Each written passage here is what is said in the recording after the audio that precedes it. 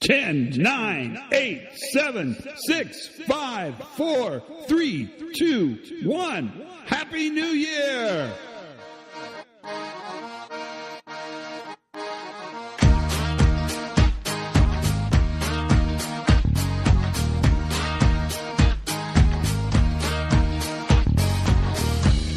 Come with me now. Come with me now.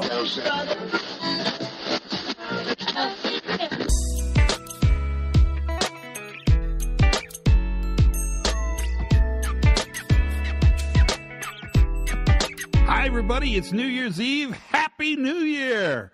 Oh, my goodness.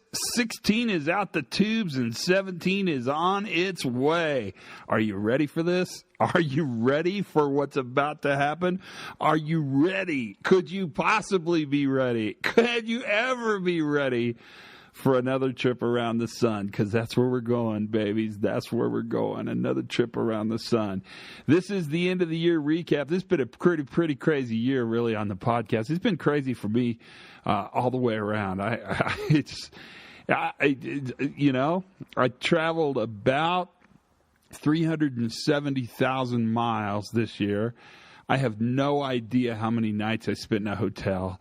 I don't know how many people I talked to, but I spent a lot of time and a lot of energy and had a lot of fun sort of going out and talking about the world we live in, responding to some bad things for sure, preventing some bad things certainly, but also talking about the move that's happening around the way we learn and improve by understanding systems and their reliability differently. That's a big part of what we do, and that's been the year for me. To recap this year, man, I don't know.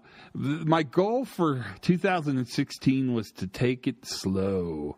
Bob Edwards calls it slow down and grill because he works with those Kingford's guys, and that's what they talk about. I was gonna just take it easy, and I would say last year, as it relates to my resolution, I probably didn't do the best job I could have done. Although, I must admit, I think if I wanted to be slower, I'd be slower. I think in many ways, I'm my own problem.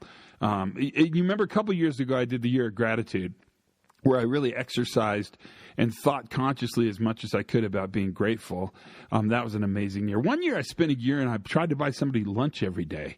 And that was fun. That was really interesting. And it wasn't horribly expensive or anything. It was just fun. It was really a cool thing to do. And it surprised people because I oftentimes would buy people I know lunch. That's probably not terribly surprising. But I many times bought people I didn't know lunch, and that was kind of fun. I always wondered what they thought about it. I tried to not be too creepy or sneaky. I just tried to make it happen. And so, that was a good year as well. But this year, 17, I don't know what direction I'm going to head with it. I've had a lot of options, but I think the option that I'm going to work on probably first and foremost is trying to identify and understand sort of the fundamental goodness that exists in people. So when I'm met with conflict or something doesn't go the way I think it should, instead of responding from a position of why didn't that happen the way I wanted it to happen, I think I'm going to really focus this year on trying to determine the fundamental goodness that exists in the world around us, because I think that's going to be a pretty important thing to pick up on. I've looked at it carefully, and so I put a sign on my door. In fact, I just did it today, and I put that sign on my door. It's kind of an affirmation, I guess. So I have to look at it when I walk out the door. That says, "I don't know what's going to happen today, but I'm fairly certain it's going to be great." And that's going to be really the approach I'm going to take, and I'll see if it makes a difference. It's a big sociological experiment, but it's a good experiment. And I invite you, and today's a good day to do it, or whenever you listen to this podcast, I invite you to also think about creating a behavioral study component. Look at some kind of output that you do that could create change, and then experiment with that change. Because really what I'm doing is micro-experimenting, a sociological experiment on how we make the world happen and what the potential we have to impact the world is by simply the actions we give to the other people around us. And many of you, and gosh, I wish I knew all of you that listen to this podcast. There's so many, but the ones that I do know that listen with pretty great regularity, man, I know many of you do this just as a matter of course, and that's quite remarkable as well. And so that's really what I'm going to look at for 2017. So if you're interested, the idea is that we're going to look for and understand. We don't know what will happen when faced with uncertainty, but I'm pretty sure what I'll learn is going to be good. Now, you could say I'm falling into the classic optimism bias, but I'm going to tell you that I've already been in the optimism bias, and so are you. We kind of share that as human beings, so that's part of where it goes. 16 is a recap. Well, if you heard the 100th podcast episode, you really got 2 years of recap, but I'm thinking about how we've changed and how the world has changed. And I think about that a lot. When you think about how safety's moved in really the last, let's say the last 40 years, 25, 30, 35, 40, something around there, we've really been on a journey. It's kind of a maturation curve. We've matured. Where initially we had nothing. I mean, there really was nothing, except some people were probably better at being safe than others, but we didn't really have a safety effort that we talked about, certainly not globally like we do now. Then we began the safety journey by understanding compliance and creating and enforcing compliance, making rules and standards, and then actually communicating those rules and standards, and then enforcing those rules and standards in order to create a workplace where we were able really to drive out some of the individual variability. I wear sandals, you wear steel-toed shoes, that kind of variability. I don't wear safety glasses, you do wear safety glasses. Once we drove out that variability and created a standard, we really saw some immediate improvement in how safety happened in our organizations. And in fact, in the early days, we really saw safety as something you do to the worker. And in fact, if you really pushed me, we saw it something as you did to the individual worker. So safety was almost entirely an individual intervention, make a rule, communicate that rule, enforce that rule, and people will follow that rule. As long as it kind of meets the test of rules, we understand what it is, it has operational fidelity, and it's enforced fairly and pretty uniformly. That initial push in safety changed the world. Because what happened is we just got better. I mean, we stopped killing people. We stopped having nearly as many injuries as we once had. Think about it. I mean, there was a time where an amputation was not terribly unusual, and now it's incredibly unusual. I mean, if you want to really take it down to where it matters, there was a time in our history where fatality in the workplace was not uncommon, and now it is a complete outlier. I mean, it's just completely. In fact, it's devastatingly uncommon for us now. So once we sort of rode the wave of that first safety, Eric Hollner called it safety one. And I don't think that safety will ever go away. I think standards are really important. I think driving out individual variability is really important to a great extent. But once we kind of got good at that first phase, we started hunting around, because what happened is our performance got way better and then kind of leveled out. And when we started leveling out again, we started looking at safety by design. So process safety became kind of a part of the vocabulary. It's pretty new if you think about it. It hadn't been around that long. Certainly not as long as goggles have been around. They've been around a long time. And we started figuring out that you could design safety into systems that actually created better outcomes for everyone, not just the individual worker, but for the organization as well. And so we started looking at things like, well, the one that comes to mind is cockpit design. We started really learning that, wow, if we spent some more time and designed cockpits so they made sense to the human factors, then in fact we could guarantee even more variability is driven from the system, and the system becomes even more and more stable. And we got really, really good at safety by design. If you're on the oil and gas side, man, think about what process safety's done for us. Think about how much we've improved. If you're an aviator, if you're a pilot or in aviation, do I even need to have this conversation with you? And if you're in manufacturing or whatever you do, you start seeing that processes and the way we design them, that systems and control rooms and switches and knobs and gauges, if we could make those more uniform, then we could in fact drive out more variance and drive in more stability. And that phase 2 of safety, the sort of safety by design phase, that also had huge, almost immediate impact. Probably not immediate. It took us a while to figure out that. But that impact that it had was very, very positive, and it made the world a better place. There's no question about it. And then we leveled out again.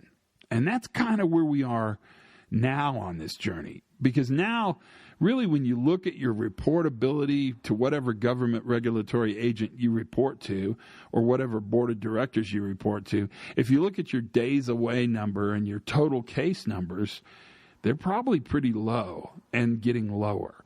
In fact, you're kind of at a point now where once accidents were sort of predictive of accidents. So if one guy cut his hand, you could pretty much guess another guy was going to cut his hand. Now the numbers are so small that they're no longer predictive. In fact, we can't really use those numbers to manage safety because events are relatively rare, at least rare enough that they're no longer predictive. And near misses have kind of changed. Near misses in the old days were truly near misses. Holy crap, I'm one banana peel away from killing somebody. Now, a near miss is kind of more of a dress rehearsal to the accident, and it's a pretty good bet the reason the near miss is a near miss is because one of your safety systems, either your enforcement compliance system or your design process system, worked. And so we actually stopped the event from having consequence because the systems were in place. I talk about this all the time. It's really important to understand. You know, if somebody comes in and says, holy crap, we almost killed somebody, and you say, why didn't they die?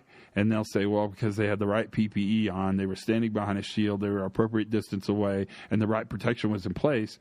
I would tell you that we didn't almost kill somebody. What we did was we tested our safety system, and it worked perfectly.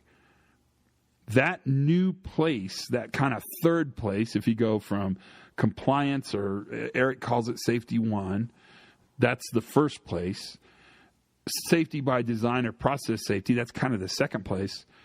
This third place, which I would call probably human performance, but Hallnagle would call safety 2, this third place is kind of where we are now.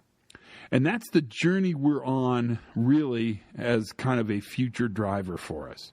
Because now we're using non-predictive event data, and what we're really looking at is fine-tuning variability in our processes so they become even safer. Not safe, because safe's probably not an outcome to be managed, and we no longer are managing safety as an individual worker intervention.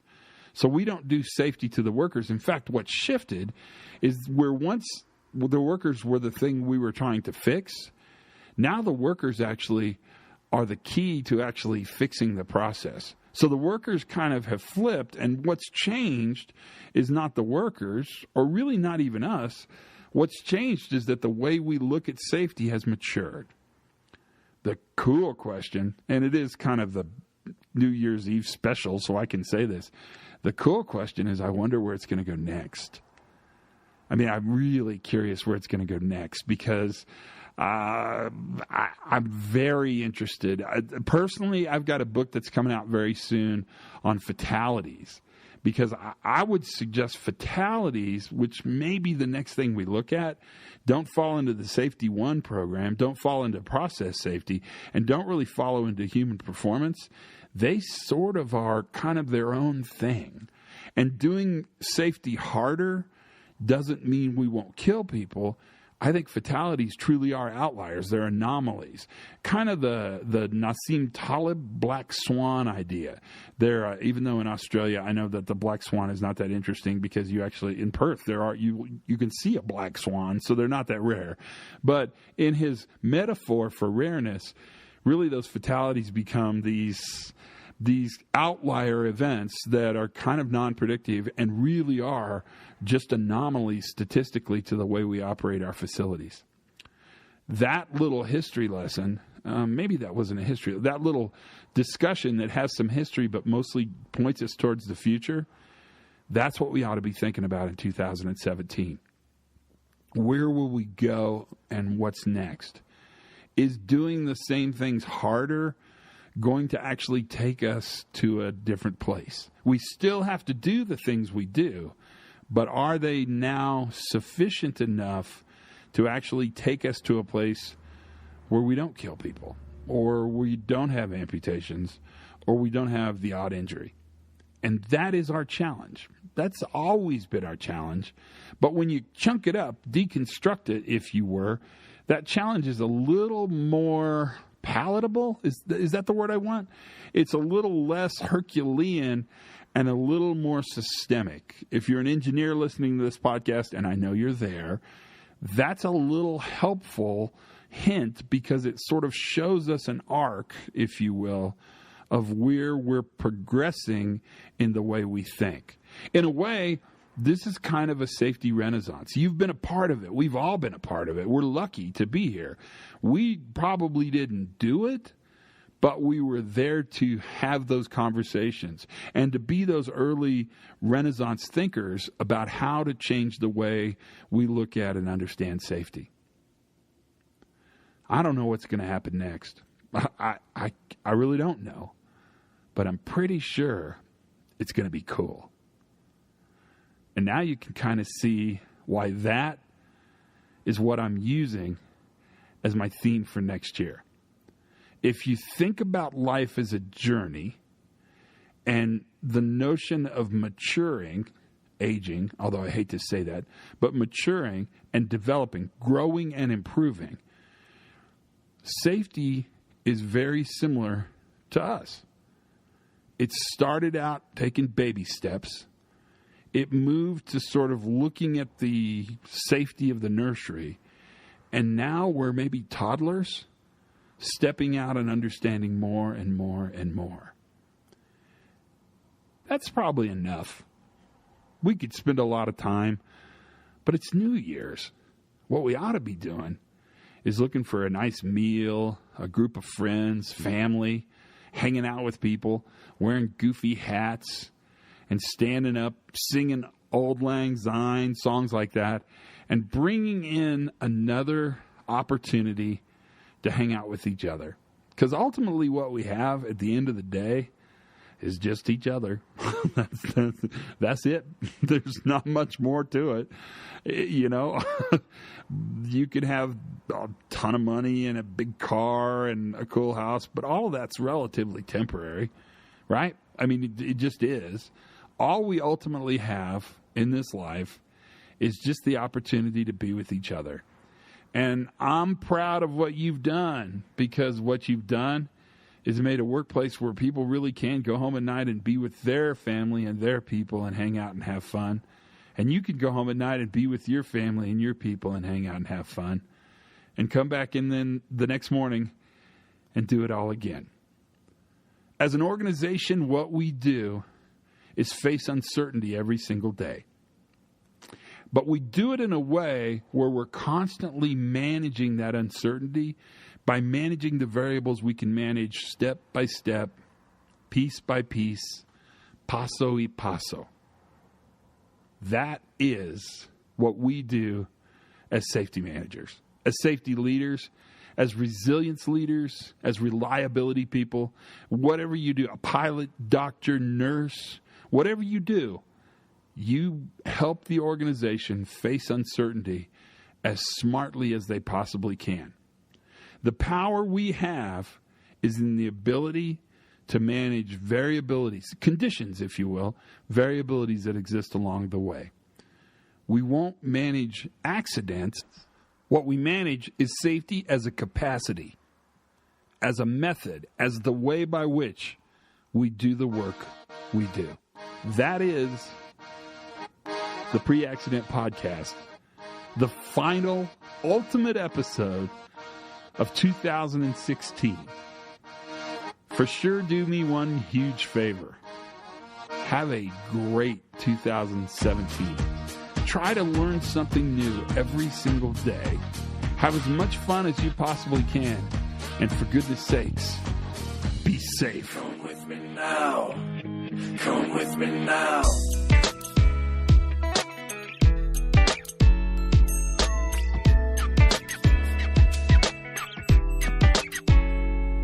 I'm totally serious. Have a happy new year, dang it.